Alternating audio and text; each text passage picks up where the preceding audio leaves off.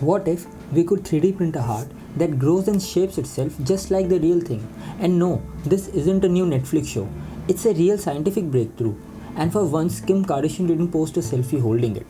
Researchers at the University of Galway figured out how to 3D print a living heart tissue that doesn't just exist, it grows and reshapes itself. And somehow, these cells coordinated perfectly. See, most bioprinters today are like bad sculptors. They try to print the final shape and say, "There, a heart." Because obviously, that's how nature works. Just slap some cells together and hope for the best. But nature isn't lazy. The human heart starts out as a tiny simple tube that twists, bends, and folds itself into a 4-chamber rhythmic machine we all take for granted. So here's what they did. They whipped up a bioink, basically a smoothie of living cells, printed it, and then let the cells take over.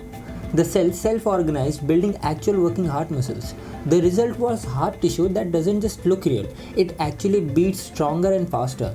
And trust me, it's doing a lot more than just flexing. One of the lead researchers called it programmable 4D shape morphing. Basically a 3D printing that keeps growing after you print it. Now, before we all order replacement hearts on Amazon, we are not there yet. We still need to scale it up, add blood vessels, and make sure it doesn't start sending random heart emojis to other organs.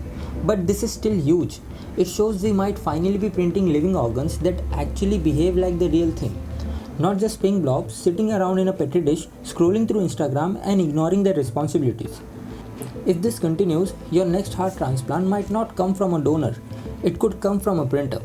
And this is the CBC Report. Thanks for watching. I'll see you in the next one.